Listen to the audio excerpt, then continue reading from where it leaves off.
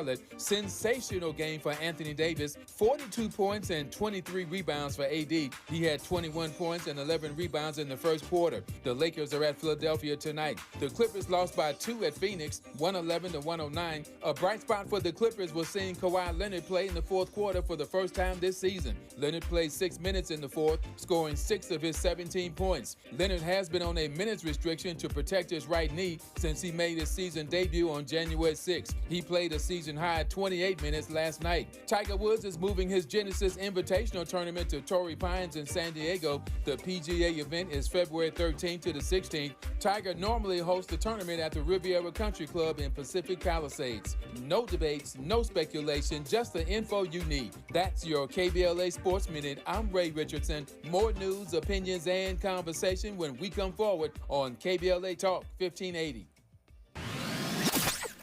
They can do anything they want to us. We might not be back. I might be in jail. I might be anywhere. But when I leave, you can remember I said with the last words on my lips, I am a revolutionary.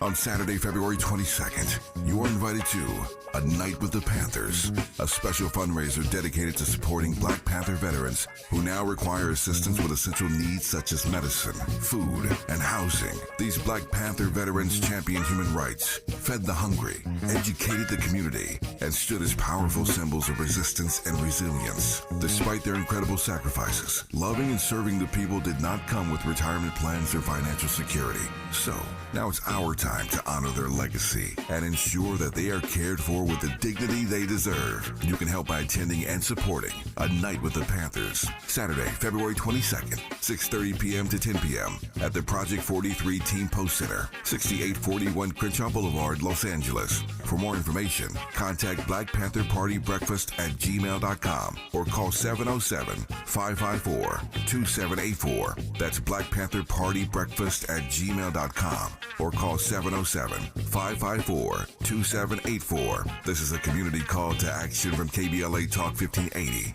At KBLA Talk 1580, we've got your black.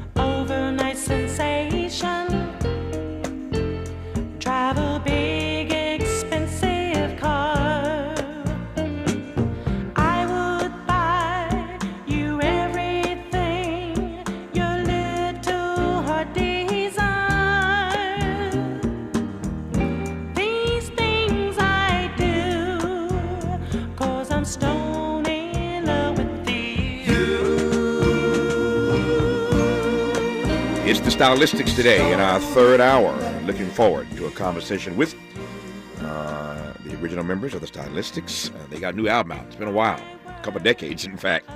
But they've got new music. We'll talk about that. But I look forward to a career conversation with the Stylistics today in our third and final hour. In this hour, as promised, a conversation with amateur historian Shara Moon about her debut historical fiction novel. Everybody's talking about it.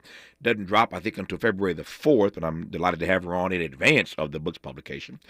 The book is called Let Us March On. It is the story of a real-life crusader named Lizzie McDuffie, who was a maid in FDR's White House. Her husband was FDR's personal valet. And Lizzie became a reluctant activist and spearheaded the civil rights movement of her time. It is a fascinating tale. I promised you didn't want to miss this hour. And so here we are discussing Let Us March On with Shara Moon. Shara, how are you? Good to have you on the program. Thank you for having me. I'm great, thanks. Thank you for your time. Glad we have an hour. There's a whole lot to unpack here. Let me start with a couple of broad questions, and we'll get right into the story. Why this particular story for you? And why fiction as opposed to nonfiction as a route to tell the story? Well, this story actually was like a happy accident. I was working on another historical fiction novel, and in that story, I needed someone that was in the White House that my character could use as a bridge. You know, she needed to get in front of the president, and I needed a character that could help her get there. And I had a friend of mine send me an article, and it was about Lizzie McDuffie and her influence in FDR's White House. And the more I read about her, the more fascinated I was. And I felt, this woman needs her own story. I've never heard of her. I don't think anyone's really heard of her. And because I'm a historical fiction writer, I just felt like it was more exciting to be able to tell her real story, but, present it in a more entertaining way. Yeah. Let me get Miles on the phone with Shar, get that sound right. I can't take an hour of this. That little echoey, hollow sound ain't working for me. I got an hour of this conversation. I want to hear it well in my headphones, and I want you to hear it well wherever you're listening. So we'll get that sound corrected here and continue this dialogue. I asked Shar a moment ago why fiction as opposed to nonfiction, and I'm always fascinated by writers who choose to go the fiction route when they're dealing with a historical figure, because there are ways to tell the story, of course, with a nonfiction approach, but there are other liberties, I think, that writers can take when they go the fiction route. Either way, the story gets out, and I'm delighted that Shara Moon received that article from her friend about this particular character, and glad that she took the time to bring us this book that gives us insights into a historical figure that I'd never heard of either. I mean, sometimes I sort of feel stupid when you see movies like Hidden Figures and other projects that come out. You're like, man, how did I not know that? Well, it's not that I should feel stupid or you should feel stupid. It's that there's so much of our history that has been kept from us. So much of it has been covered, and we've been denied spaces and places and access. That it shouldn't be a surprise that there are all kinds of our stories that we have not heretofore been exposed to. But I love that as time marches on, we have these great writers who unearth these stories and bring them to us, either in fiction or nonfiction. I'm just delighted to know more about Lizzie McDuffie, courtesy of Shara Moon's new book. It's called Let Us March On. So let's try this again and see if we can't march on. Shara, can you hear me now? Yes, I can hear you. Can you hear me? You sound a little bit better. I think. Let's work this out. You still want to spend an hour with a hollow sound in your voice. So when you got this article, before I get into the actual story of Lizzie McDuffie, when you got this article from your friend, what did you make of the story that you were reading? What did you make of this character? Well, before I jump into that, I want to mention this friend that sent me the article. Her name is Kaya Alderson, and she's the author of a book called Sister in Arms, and that book is about the 6888. And I know the 6888 has been getting a lot of press with Tyler Perry's new movie, so I just wanted to kind of shout out her and her book, because like me, she's bringing these stories to the public, and she's helped me uncover a hidden figure, Lizzie McDuffie. And as I was reading the article, I was surprised at how much influence she had in the White House and with the Roosevelts, and how very personal their relationship was. And so as I read more about her, I found out that she had an unpublished memoir that was part of the AUC, Atlantic University Center's collection. Mm-hmm. And I got a chance to read her unpublished memoir, and I really felt like, even though this was a historical fiction novel that I was writing, I wanted to still stay true to the core of her story. Mm-hmm. And so a lot of the fiction aspects are just, like the conversations that were had, some dramatization with, some of the issues that were still issues, but not as, amplified as I made it in the story. But for the most part, this book, Let Us March On, I tried to stay as true to her memoir as I could. The book is called Let Us March On. The author is Shara Moon. She's our guest in this hour for the hour. When we come forward, we'll let her unpack the true story of Lizzie McDuffie. You're listening to Tavis Smiley.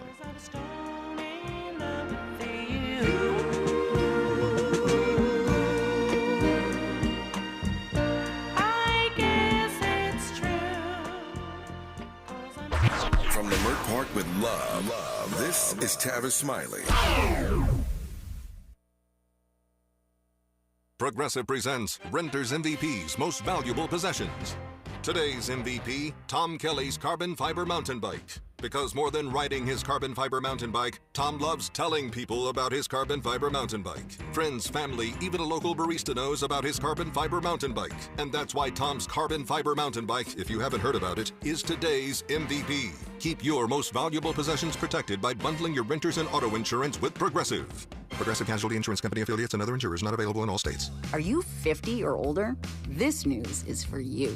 The CDC now recommends you get vaccinated against pneumococcal pneumonia. Even if you're healthy, your age puts you at risk. People 50 or older are over 6 times more likely to be hospitalized with pneumococcal pneumonia compared to adults 18 to 49. Just one shot can help protect you. Learn more and schedule at vaxassist.com. That's VAXassist.com. Sponsored by Pfizer. Make a move into a home of your own. With City National Bank's Ladder Up Home Loan Grant, you could receive up to $20,000 that you never need to pay back. Use it toward your down payment, save on closing costs, or to buy down your mortgage rate. Find out more at cnb.com/ladderuphome. City National, here for every stage of the journey. Property must be in a qualifying market in California, New York, or New Jersey. Additional terms and conditions apply. Not all applicants will qualify. Terms are subject to change without notice. City National Bank is an equal housing lender. Member FDIC. NMLS number 536994. This new dose is... nope, that's not it. The price is nowhere to be found. Mr. Green? Hi, it's all good. We've got this. This is not just help from a Walgreens pharmacist. Oh, new prescriptions. Cool. Let me check to see if these are the lowest cost options covered by your Medicare plan. Oh, that's great. Thank you. This is someone supporting you every step of the way. Chat with a pharmacist today to find help saving. This is the human kind of help. Walgreens. I occasionally have nerve discomfort in my hands, so the things I love to do... Let's play something, Grandma. ...became difficult as I got older. If you have occasional stabbing and burning in your hands and feet, try Nervive Nerve Relief. Nervive's clinically studied dose of alpha-lipoic acid reduces occasional nerve discomfort in as little as 7 days with continued daily use. Say yes to healthy nerves with Nervive Nerve Relief. These statements have not been evaluated by the Food and Drug Administration. This product is not intended to diagnose, treat, cure, or prevent any disease. He's a paradigm pioneer and the top-rated African-American talk show host in the nation, according to Talkers Magazine. You're tapped in with Tavis Smiley right now.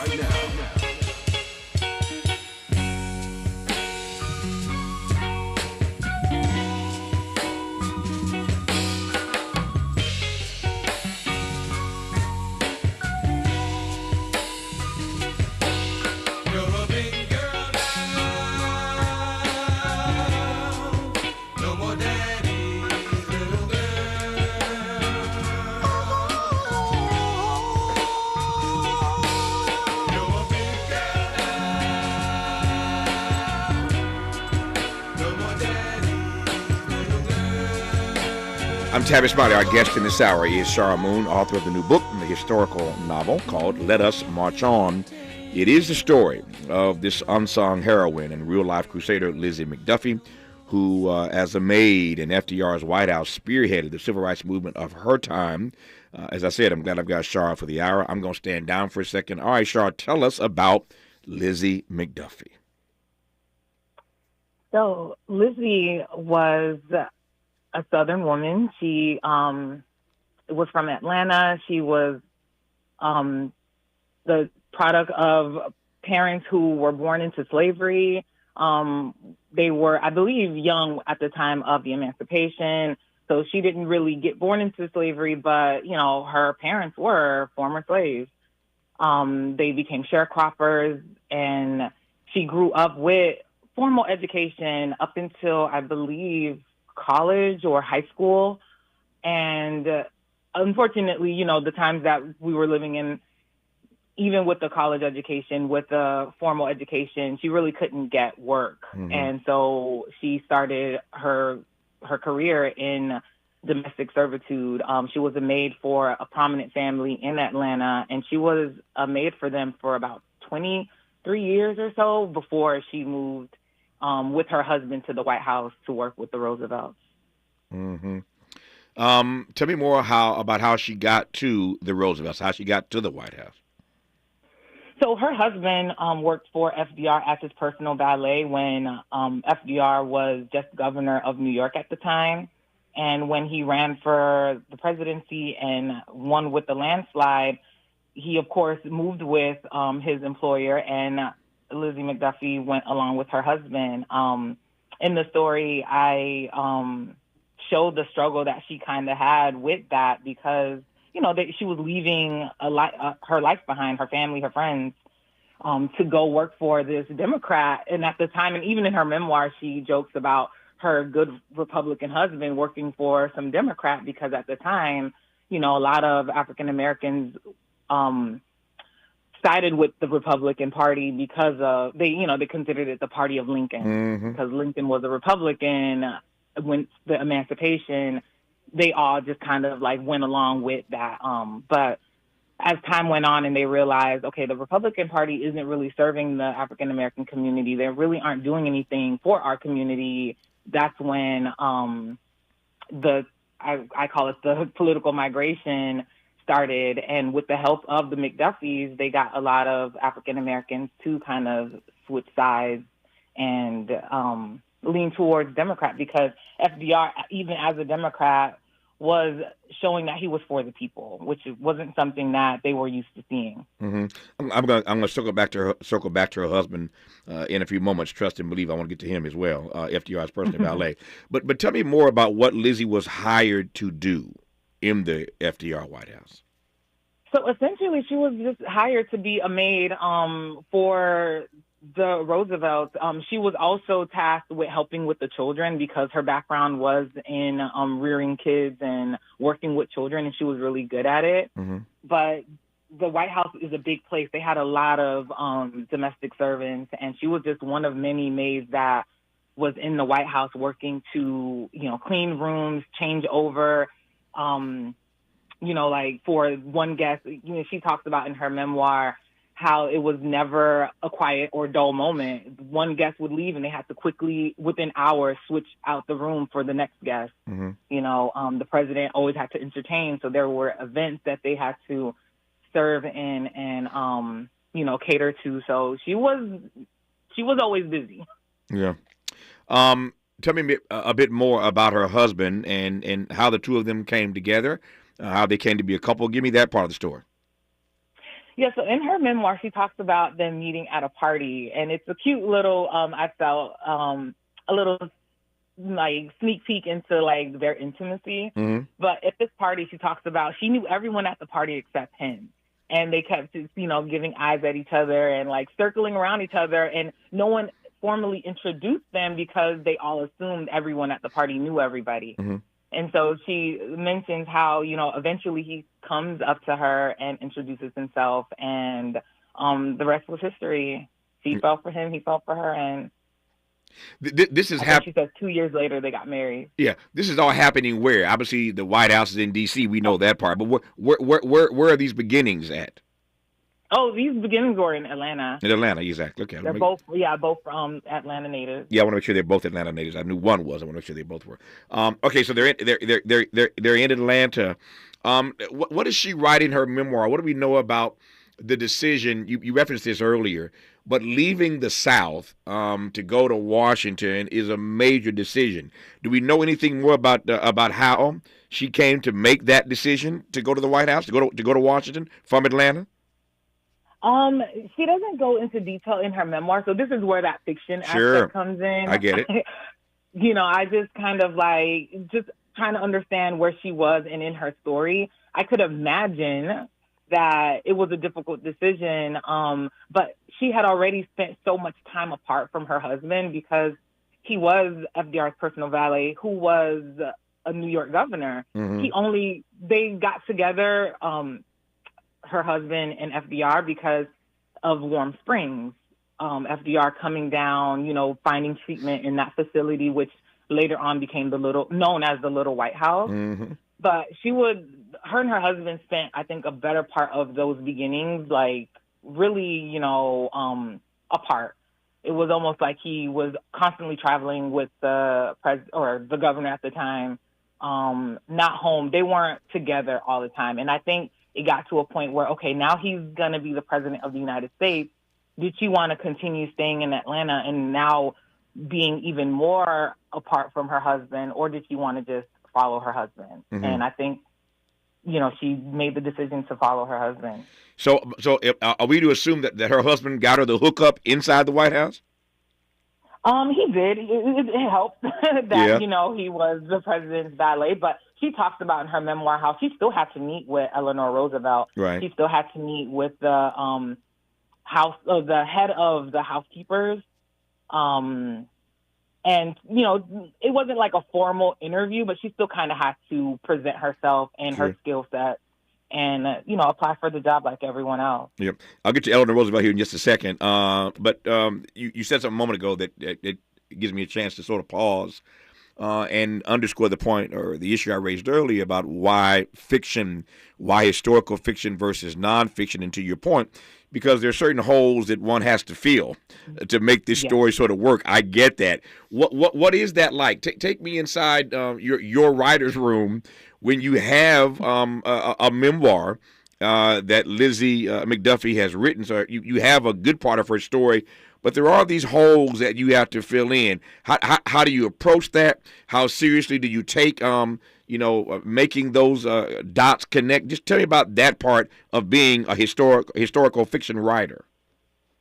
Okay, so that one was actually very, for me, at least exciting to do because it lets my imagination kind of run wild. I got to read her memoir, but it was unfinished, and it was clearly a very first draft of her writing. And so I had to piece a lot of things together. I could tell just, from my writer brain that she was writing a first draft and things were kind of haphazard in the storytelling. And so I had to, in my head, try to tell the story in a way that would make sense, like chronologically make sense for, a reader coming in, and then fill in those gaps that, she mentions this very interesting part, but she doesn't go into detail.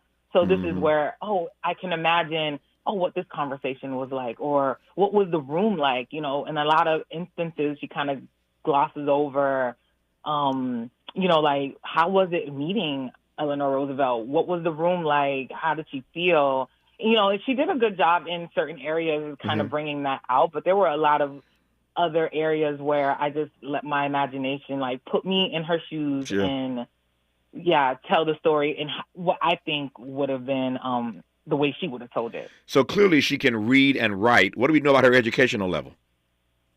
It was pretty high. She was a very intelligent woman. I think she would have, if the opportunity had presented itself, we didn't live in the time that we did and do, that she would have gotten far. She mentions in her memoir that her mom encouraged her to go into nursing. Maybe she would have pursued that. But knowing what I know about her personality from her memoir, I don't think that would have fit her very well. I mean, she was a domestic worker. She was a maid, a nursemaid at times, but she was very into literature. She loved to entertain, was very charming, and she read a lot. And because she read a lot, she was really good at reciting. And that's what she got known for within the White House. People love that, she would just kind of like just recite a poem or recite a line from a popular book. And I think that takes a different kind of intelligence to be able to do that. Yeah. Let me just pivot for a second, ever so gently, and say to you that over the years of my broadcast career, I've become more and more a fan of Eleanor Roosevelt. And it was some years ago that I started to make sure that everything I can get my hand on about her, I wanted to read. The thing that caused all that to happen for me was befriending Harry Belafonte, God rest his soul. Mr. B, as I called him, was a dear and abiding friend of mine, or I was of him, a dear friend.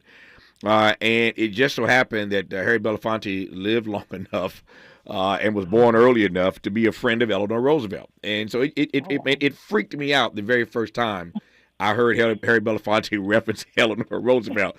I said, you mean, are we talking about that Eleanor Roosevelt? He said, yeah, Tavis ain't but one of them. So, I mean, it was just fascinating over the decades of my friendship with him to have Harry Belafonte tell me all these personal stories about his friendship with Eleanor Roosevelt. He's the only person I knew that knew her like at that level. And so I came to appreciate even in a more granular way the real roots of her progressivism. We of course know about FDR and his brand of progressivism, but to hear Mr. B talk to me time and time again about Eleanor Roosevelt and X, Y, and Z just gave me just a deeper level of appreciation for her.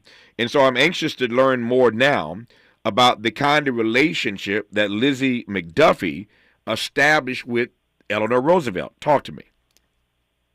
I mean, in her story, she references a lot more of her relationship with FDR, but Eleanor was definitely a big part of that. And I think it's because Eleanor Roosevelt was very approachable. Yeah. She was very open, and she leveraged that in order to kind of get her issues in front of the president as well. Because, you know, there were some sensitive topics and subjects that, you know, that they knew was going to be a challenge to bring in front of the president. And so I think she leveraged the fact that Eleanor Roosevelt was definitely an ally. You know, she was definitely one for the people in the African-American community. And she was able to partner with Eleanor Roosevelt to get a lot of things in front of him, to also advance other issues and programs that they wanted, you know, to set into place. Yeah. It may very well be the case that I'm in the dark about this, but I don't know, at least history does not record as yet, that any maid in the Obama White House or the Clinton White House or the Biden White House established the kind of relationship that Lizzie McDuffie established with FDR, which leads me to ask the obvious question: how does a black maid in the White House end up establishing a relationship with the president of the United States? A maid. And again, this is where, you know, I take what I can from her memoir, but she doesn't go too much into like great detail. Only the fact that her and her husband were the only ones allowed in his bedroom. And it makes sense now that we know, evidently that, you know, he did have polio. He was restricted to a wheelchair. I think they hid that for a long time before it became just, you know, public knowledge. And because of those limitations, I think, you know, he kept his circle, especially his private circle, very, you know, tight. And with her being allowed in his personal space, helping her husband with, you know, his care, the cleaning of his bedroom, I think because she was such a personable person, she was very charming, likable, I could easily see that, you know, they built this friendship, and one from, you know, the fact that her husband, Lizzie's husband, also had an injury, a leg injury that, you know, restricted him in certain areas and ways. And I think they all bonded from that, and seeing the president in that vulnerable position and being able to help him, I think is what allowed their relationship to grow and to become, you know, the way that it was. That's very different than we've seen anywhere else. I've told this story any number of times, but I've known a bunch of Negroes in my life, Shara Moon, a bunch of Negroes who, prior to going into the White House to meet with the president, said to me, I'm going to tell him this, Tavis. I'm going to do this. I'm going to tell him this. He needs to hear this. Them Negroes get in the White House and in the Oval Office, and their knees buckle. They get in the Oval Office, and all the stuff they said they were going to tell the president, their backs turned into spaghetti. And everything they thought they were going to say and thought they were going to do and thought they were going to tell the president, they get real weak in the knees about.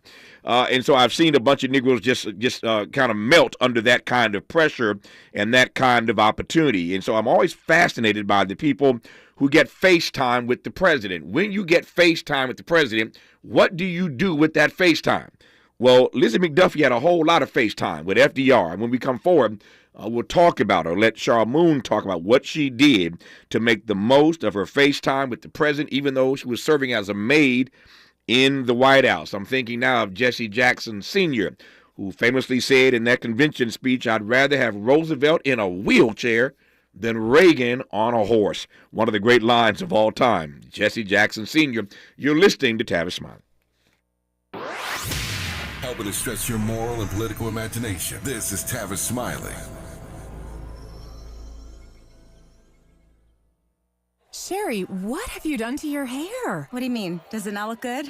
It doesn't look good. It looks freaking amazing. I can't believe how thick and healthy it looks. Oh, I must know your secret. No secret. It's hair volume from New Nordic. Hair volume, huh? Well, it certainly lives up to its name. Your hair has never looked so thick. It is gorgeous. I was so tired of having thin and brittle hair. Ugh, and the shedding. So I figured I'd give hair volume a try. Needless to say, I'm thrilled with the results. Hey, where are you going? I'm gonna pick up some hair volume right now. My reunion's next month and I want my hair to look as good as yours. Hair Volume is the best-selling hair tablet in the world and one of many award-winning natural health products from New Nordic, the #1 supplier of dietary supplements in Scandinavia. Purchase at newnordicusa.com or your local CVS. Available as a tablet or delicious gummy. Help your hair look full, voluminous, and beautiful again at nordicUSA.com or CVS.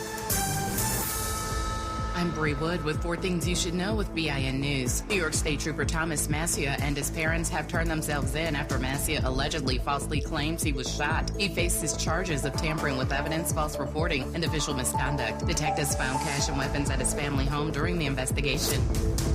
The Kansas City area is experiencing the largest documented TB outbreak in U.S. history, with nearly 70 active cases and 80 latent cases where people are infected with tuberculosis bacteria but don't have the disease are confirmed. The opening bell rings after a massive tech sell-off led to a lower close on Wall Street. The Nasdaq fell over 3% due to AI competition concerns. Investors await earnings reports and the Fed's interest rate decision. And Bruno Mars is the first artist to surpass 150 million monthly listeners on Spotify. His latest track featuring Sexy Red was released on Friday. I'm Bree Wood on the Black Information Network, your home for Black News First. Del Taco's new Chipotle Chicken Burrito and Bean Rice and Cheese Burrito, packed with flavor, made with fresh ingredients, and found on Del's Real Deals menu. You heard that right. These burritos on a value meal with everything under $3. Look at Del Taco, hooking us up. This is the KBLA Sports Minute with Ray Richardson. The Lakers won their 4th straight with a 112-107 win at Charlotte. Sensational game for Anthony Davis, 42 points and 23 rebounds for AD. He had 21 points and 11 rebounds in the first quarter. The Lakers are at Philadelphia tonight. The Clippers lost by 2 at Phoenix, 111-109. A bright spot for the Clippers was seeing Kawhi Leonard play in the fourth quarter for the first time this season. Leonard played 6 minutes in the fourth, scoring 6 of his 17 points. Leonard has been on a minutes restriction to protect his right knee since he made his season debut on January 6th. He played a season-high 28 minutes last night. Tiger Woods is moving his Genesis Invitational Tournament to Torrey Pines in San Diego. The PGA event is February 13th to the 16th. Tiger normally hosts the tournament at the Riviera Country Club in Pacific Palisades. No debates, no speculation, just the info you need. That's your KBLA Sports Minute. I'm Ray Richardson. More news, opinions, and conversation when we come forward on KBLA Talk 1580.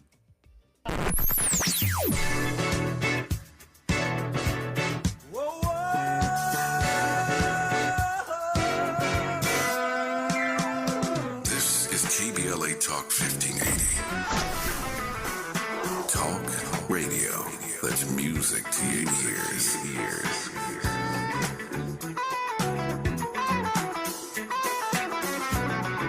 We're unapologetically progressive. KBLA Talk 1580. You say you'd never give in to a meltdown and never fill your feed with kid photos. You say you'd never put a pacifier in your mouth to clean it and never let them run wild through the grocery store. So when you say you'd never let them get into a car without you there, no, it can happen. 1 in 4 hot car deaths happen when a kid gets into an unlocked car and can't get out. Never happens. Before you leave the car, always stop, look, lock. Brought to you by NHTSA and the Ad Council. Prescriptions require an online consultation with a healthcare provider who will determine if appropriate. Restrictions apply. See website for details and important safety information. Price varies based on product and subscription plan. Did you know that 1 in 4 people seeking treatment for ED are under 40? HIMS can help. Get started at hims.com/joy. Through hims.com, you can access a full range of treatment options for ED, including daily or as-needed meds through a 100% online process. To start your free online visit and save up to 95%, go to hims.com/joy. We've got a lot to talk about. I'm Reverend Gerald, the life coach. Is someone you love struggling with addiction and mental illness? Is improving your family's health important? Want to leave a legacy that your family can grow? Are you ready to enhance your perception of life experiences? Then wake up weekends at 7 a.m. with Urban Family Focus and get the wisdom, opportunity, resources, and motivation to live your best life. Join the conversation on Urban Family Focus Saturday and Sunday at 7 a.m. Unapologetically progressive. KBLA Talk 1580. We've got your black.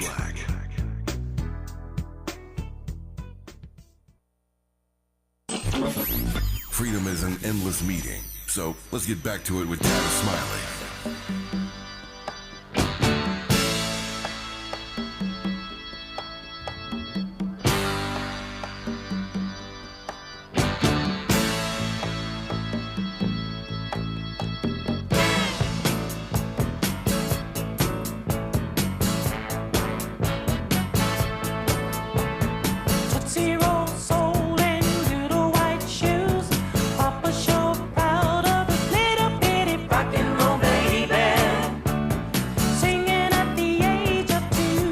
It's the Stylistics today in our third and final hour. 57 years of making music. They're still going strong. New album out. We'll talk about that with the Stylistics in our third and final hour today. We continue now our conversation with Shara Moon about her historical fiction novel that everybody's talking about. It's called Let Us March On. It is the story, the stirring novel, inspired by the life of an unsung heroine and real-life crusader named Lizzie McDuffie, who was a maid in FDR's White House, but went on to spearhead the civil rights movement of her time. Her husband was the personal valet to the president, and so together, these two Negroes, these two colored folk, had access to the president, FDR, on a regular basis, a daily basis, and they made the most of their face time with the president. Tell me that part of the story, Shara Moon. So you got access to the president every single day, and you have an opportunity to get to him, unlike other black people in the country. And what do you do with that FaceTime? He definitely made the most of it, especially after being, I wouldn't say bombarded, but the sentiment was that they were really being, bombarded by activists, everyday folks who wanted a FaceTime with the president. They wanted to get their issues in front of him. And I think it got to a point where they were overwhelmed. But at the same time, I think Lizzie understood the position of privilege she was in and not wanting to, ignore that. They have the luxury of being safeguarded inside the White House, but not a lot of people have that same luxury. So getting the opportunity to bring some of those issues in front of him was something I think she felt like she had to do in order to, try to push or utilize that opportunity that she had.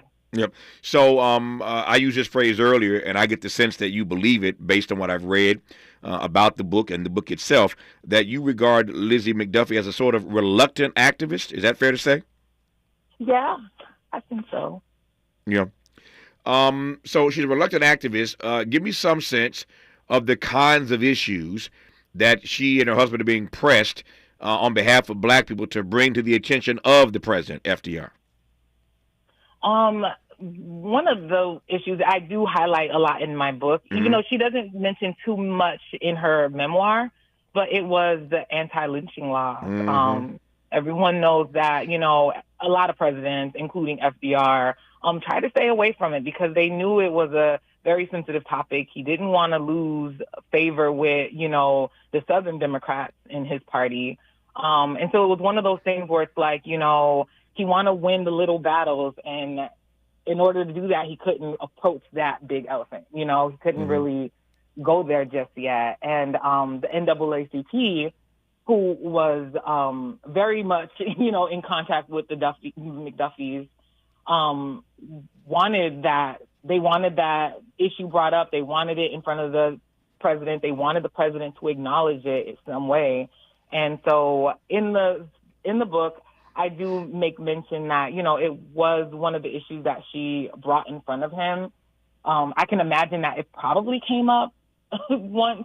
But again, she doesn't really mention it in her memoir. But that was just one of the major issues that the McDuffies were being approached about from, like the NAACP, the community, and them trying to find a way to kind of broach that topic with the president. Yeah. The more this conversation advances, the more fascinating it gets for me, because I'm thinking as you're talking about what I do know about the Negroes, the colored folk who had access to FDR inside the White House. The NAACP, of course, had access to the president from time to time. I'm thinking of A. Philip Randolph. You've all by now heard the famous story of A. Philip Randolph meeting with FDR. Indeed, Barack Obama used to tell this story a lot when he was president of these United States. That A. Philip Randolph met one day with the president, FDR, and the president, over cigars and drinks after dinner one night, said to Mr. Randolph, the great labor leader out of Chicago, Chicago's own, Asa, Philip Randolph. The president says to Mr. Randolph, Philip, what would you have me do? What is the agenda that you think I should focus in on as it relates to your people? Mr. Randolph took the opportunity to run the list of all the things that he thought the president ought to focus in on. The president turns to A. Philip Randolph and says, okay, I get that. Let me ask you to do me a favor. He says, anything, Mr. President. He says to A. Philip Randolph, go out and make me do it. I got the list. I need you and these other colored folk to go out and make me do it. That was FDR saying to Randolph, put the heat on me. Become the wind beneath my wings. Raise these issues in the public. Put so much heat on me that I have to do what you are asking me to do. Now, you fast forward a few years, and Negroes get scared of putting heat on Obama. We get scared of putting heat on certain presidents. But Obama, interestingly, would tell that story. Go out and make me do it. Except when we did it, he didn't want to hear it. I digress on that issue. But it's not just a story. It's a story that has depth and meaning to it, that a president would tell a bunch of black folk, okay, I got the agenda. Now get out of here, go out there, and make me do it. What's fascinating more for me, Shara Moon, as we talk about your book, Let Us March On, and the story of Lizzie McDuffie and her valet husband to President FDR, is that you got folk like A. Philip Randolph, the NAACP, the Urban League, who are running their plays, running their playbook through a maid to the president, through the president's personal valet. That must have put a lot of pressure on Lizzie McDuffie, who was a self-proclaimed secretary on colored people's affairs. That's her term. I'm the secretary on colored people's affairs for FDR. But there's a level of pressure, it seems to me, that comes with that when the NAACP and the Urban League and everybody else is pressing you to talk to the president. A lot of pressure, right? Yes, I agree. Does she write it all about that pressure that she felt? How did she process all these folk, again, squeezing her to run our agenda when she had FaceTime with the president? I think she did feel that pressure, and which is why I do mention the reluctant part, because at the end of the day, I think Lizzie just wanted to do a good job. She wanted to just do her job as a maid. Mm-hmm. She wanted to read her books, recite her lines, and be a wife to her husband, and just kind of do their 4 years at the time. She thought they were just going to be in here for 4 years and move, on with their life. But when these issues were being brought up, and she recognized that not only do they have this opportunity to kind of get those issues in front of the president, but these were really important issues that they needed to, find solutions for. Yeah. And so, it wasn't just like, okay, we're going to listen to this story and tell it to the president. It was like, okay, these are some of the issues, and this is why it's important to pay attention to. Yeah. I like to think that when she said, I'm going to be your secretary on colored people's affairs, it was in a way a joke, but at the same time, they both took it seriously, and she did become the quote-unquote secretary of colored people's affairs. She was the voice in that bridge between what's going on the ground, and how can the president help to make some of these issues, lighten some of these issues. Yeah.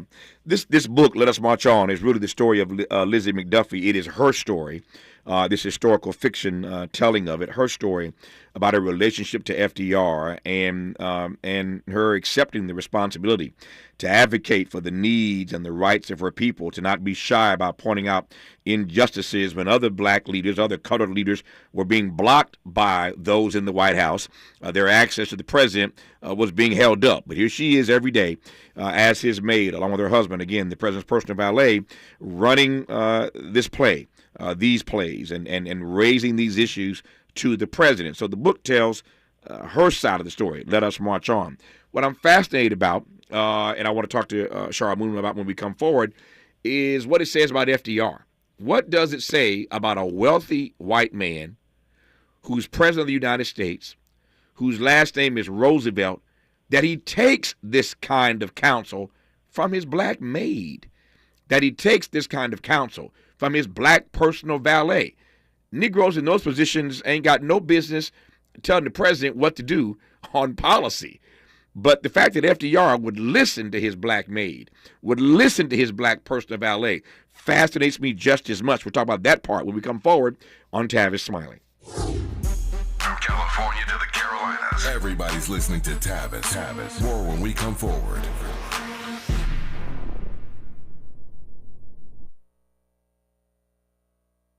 Cashback is not available on gas in New Jersey and Wisconsin. Hey, good morning. You're heading to the airport, right? Yep, thanks for checking. I like the car. How long have you been a rideshare driver? About 3 years now. I really enjoy it. Isn't it hard to make money these days with the price of gas being so high? Not for me. I use Upside, the free app that gives you cash back for every gallon of gas you buy. Wait a minute. Are you saying you actually get real money back when you get gas with the Upside app? Yep, I get real cash back every time I get gas. Does that actually add up to anything? I'll make around $200 to $300. Wow, that's serious extra cash. I'm downloading the Upside app now. Download the free Upside app now to earn real cash back every time you buy gas. Use promo code MOTOR for an extra 25 cents a gallon bonus on your first tank. You can cash out anytime right to your bank account, PayPal, or a gift card for Amazon and other brands. Just download the free Upside app and use promo code MOTOR for a 25 cents a gallon bonus on your first tank. That's code MOTOR. We asked seniors how to prevent Medicare scams.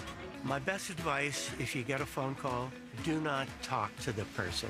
These people are well trained. Don't talk to them. They don't know me. They're just trying to scam me. Don't be fooled. Hang up. Just hang up. Never give out your Medicare number. They're going to get your number to put in a false claim. If I get a call from someone, I don't pick up the phone. And should I pick up the phone and they ask for information, then I hang up. How do you detect Medicare fraud? Just like I check my credit card statements, I check my Medicare statements monthly. Scammers can get a hold of your number, order medical devices through your account, and you're not even going to know about it if you don't look at your statement. Check your statement every month. If you get your statement and you see something that you know you did not have done, you report it. Call your senior Medicare Patrol. To report Medicare fraud, call the Senior Medicare Patrol at 855-613-7080. They can do anything they want to us. We might not be back. I might be in jail. I might be anywhere. But when I leave, you can remember I said with the last words on my lips, I am a revolutionary. On Saturday, February 22nd, you are invited to A Night with the Panthers, a special fundraiser dedicated to supporting Black Panther veterans who now require assistance with essential needs such as medicine, food, and housing. These Black Panther veterans championed human rights, fed the hungry, educated the community, and stood as powerful symbols of resistance and resilience. Despite their incredible sacrifices, loving and serving the people did not come with retirement plans or financial security. So, now it's our time to honor their legacy and ensure that they are cared for with the dignity they deserve. You can help by attending and supporting A Night with the Panthers, Saturday, February 22nd, 6:30 p.m. to 10 p.m. at the Project 43 Team Post Center, 6841 Crenshaw Boulevard, Los Angeles. For more information, contact Black Panther Party Breakfast at gmail.com or call 707-554-2784. That's Black Panther Party Breakfast at gmail.com or call 707-554-2784. This is a community call to action from KBLA Talk 1580. At KBLA Talk 1580, we've got your black. Less monologue, more dialogue. Tavis Smiley continues right now. Our guest is Shara Moon. Her new book is called Let Us March On. It is a historical fiction novel about Lizzie McDuffie, who was a maid in FDR's White House, but did not shy away from sharing with the president the needs of her people. It's an inspiring story, and I'm delighted to have Shara Moon on to talk about it.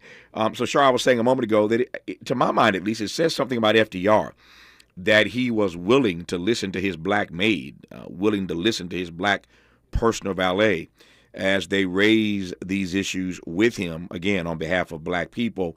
What do we know? What does she write? And how do you build on the fact that she had this access, and the president obviously heard what she had to say, but did he welcome that? Was he ignored every time she opened her mouth? What was that relationship like? No, I think he very much welcomed it. I think, again, they both had or all three of them worked in a space of understanding and respect and trust. Mm-hmm. That I think when they presented those issues that, he was willing to listen. One of the popular stories that's out about the McDuffies is the three military men in that Houston riot that were pardoned by the president. Mm-hmm. She had a large hand in that because she presented that issue to the president, and he listened. And they knew that, for the most part, these men were being scapegoated, being unfairly convicted and prosecuted. And he used his position to pardon them. And I think with that, it encouraged the McDuffies to bring more issues in front of him and to see, at least give him a chance to recognize the issues. She mentions in her memoir the Scottsboro case. Mm-hmm. For those who aren't familiar, those 9 boys that were accused of, assaulting, I believe, 2 white women on a train. And they were also convicted and prosecuted and all the things. And, it was a very contentious case at the time, but so it was one of those situations where FDR didn't want to overstep, his position because it was a case being handled by the state, but he did use his position to talk to the governor, and he talked to the governor, persuaded him to provide security for those boys because, at that time they had no problems lynching our black boys, our black men for just being accused of something. And with FDR talking to the governor of that state and providing security for those boys, they were in some ways protected. Yeah, it's an amazing story. Here's the president's black maid convincing him to pardon colored folk. I mean, that's a serious story. I love this. Lizzie McDuffie convincing FDR to pardon black people. Even back then, it's an amazing historical fiction story told by Shara Moon. It's called Let Us March On. Our remaining moments talking about the book with Shara when we come forward on Tavis Smiley. This is getting good. Yeah, man. Tavis Smiley continues when we come forward.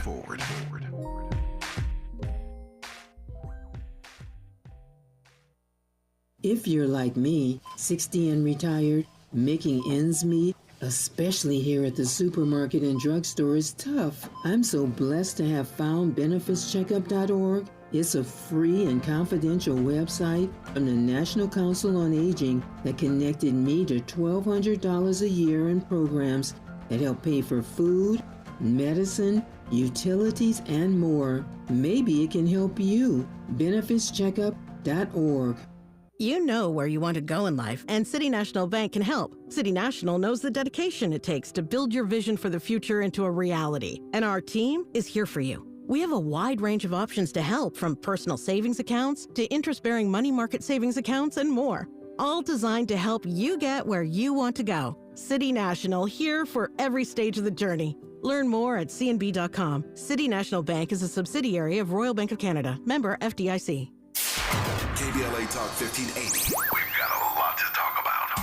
KBLA Talk 1580, connecting you with services and solutions. LA LA County's new Justice Care and Opportunities Department, or JCOD, is here to support justice-involved individuals and their families. The JCOD Support Center is now taking calls at 1-833-LACJCOD. That's 1-833-522-5263. Available 7 days a week from 6 a.m. to 11 p.m., the Support Center is your one-stop shop for re-entry issues and court support. They offer court reminders, connections to local services, transportation assistance for housing, court appearances, and childcare. The JCOD hotline provides personalized help to connect you with services that you need. And don't forget to check out justiceconnect.org for more information. Remember, it's free and available every day at 1-833-522-5263. This is a community call to action from KBLA Talk 1580. Lena Bloom for the Bail Project. Imagine you're stuck in a jail cell and you can't afford bail and someone offers you a way out. Just plead guilty and you can go home and kiss your kids goodnight. What do? What thousands have. You plead guilty whether you are or not. Cash bail makes poverty a crime. That's why the Bail Project helps those who can't afford it while fighting to end cash bail. Because freedom should be free. Brought to you by the Ad Council. More honesty than you can handle. More empowerment than you can imagine. You're tuned in to Tavis Smiley. Tavis Smiley and Shara Moon. We've had a great hour here. I've enjoyed this immensely, discussing her new historical fiction novel called Let Us March On, the story of Lizzie McDuffie.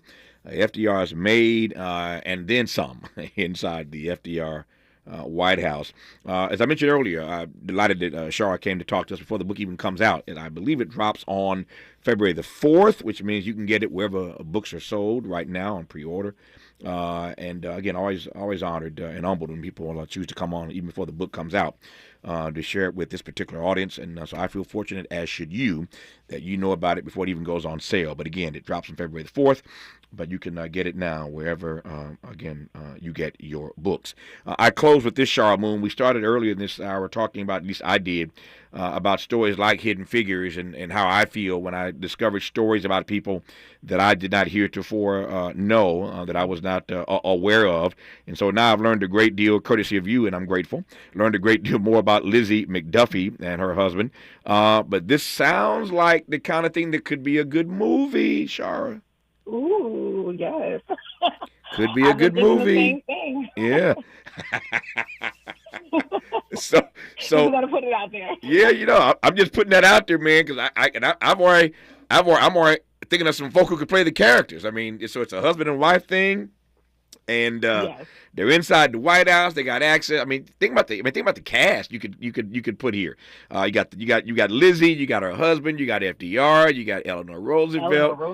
A. Philip Randolph, and all. It'd be an amazing cast of characters to tell this story. So it's the kind of thing that I could see as a movie, like we saw with Hidden Figures. So I'm just gonna put that out there and send some good wishes your way. That this story will find legs and get bigger even as the book comes out. It is called Let Us March On, a historical fiction novel. The author of the book is Shara Moon, and I have been honored to have had Shara on this program for the hour talking about it. Shara, congrats once again. All the best to you, and thank you for your time. I deeply appreciate it. Thank you. It's been a pleasure. Pleasure's all mine. Thank you for your time. As promised today, in our third and final hour, a conversation with the original members of the Stylistics. I've been waiting on this. I'm sure, like me, you are all Stylistics fans. It's been a while since they put a new album out, but they got a new project out after a couple of decades. I guess when you got that many hits, you can do shows without having to do new records. But they got one out now, and we'll talk about the new project. But just a career conversation with the Stylistics when we come forward on Tavis Smiley.